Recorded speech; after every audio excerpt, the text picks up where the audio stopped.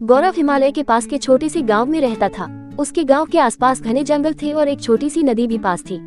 रात को जंगलों में घूमने वाली आत्माओं और भूतों की कहानियों को सुनते सुनते गौरव बड़ा हुआ था। एक दिन गौरव के दोस्तों ने उसे गांव की सीमा के बाहर एक पुराने सुनसान घर पर जाने के लिए उकसाया। उनके दोस्तों ने कहा कि उस घर में कई साल पहले मौत हो गई एक महिला की भूत घूमती है। उसने अपने दोस्तों की बात मान ली और उस घर में जाने के लिए राजी हो गया। जब गौरव उस घर के पास पहुंचा तब उसे बहुत ठंड लग रही थी। घर बिखरा हुआ था जिसमें टूटी हुई खिड़कियां थीं और एक दरवाजा था जो खोलने पर जोर से आवाज करता था। गौरव ने सावधानी से दरवाजा खोला और घर में दाखिल हुआ।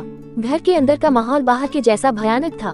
छत से जाले लटक रहे थे और हर कदम पर कुछ न कुछ सामान बिखरा पड़ा था।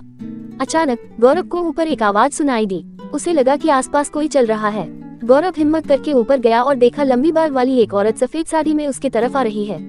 गौरव डर कर भागने की कोशिश कर रहा था कि उस औरत की आत्मा ने उसका एक हाथ पकड़ लिया और गौरव से विनती करने लगी कि मेरी मदद करो। ये सुनकर गौरव चौंक गया।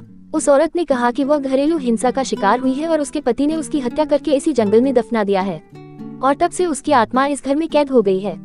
ये सुनकर गौरव ने उस आत्मा की मदद करने का सोचा और उससे वादा किया कि वह उसे मुक्ति दिलाकर कर रहेगा। गौरव अपने दोस्तों की मदद से उस आत्मा के शरीर को ढूंढता है जो कि उसे एक पेड़ के नीचे मिलता है। फिर गौरव पुलिस को ये सूचना देता है और पुलिस उस आत्मा के पति को गिरफ्तार करता है और कोर्ट उसे आजीवन कारावास की सजा सुनाता है। गौरव एक पंडित को लेकर उस घर में जाता है और पूजा पाठ करवाता है। इससे उस आत्मा को उस घर से मुक्ति मिल जाती है और वह गौरव का धन्यवाद करती है। गांव वाले सभी गौरव के इस कारनामे से प्रसन्न होते हैं और उसे इनाम देते हैं। उस दिन से गौरव को भूत और आत्माओं से डर लगना बंद हो जाता है।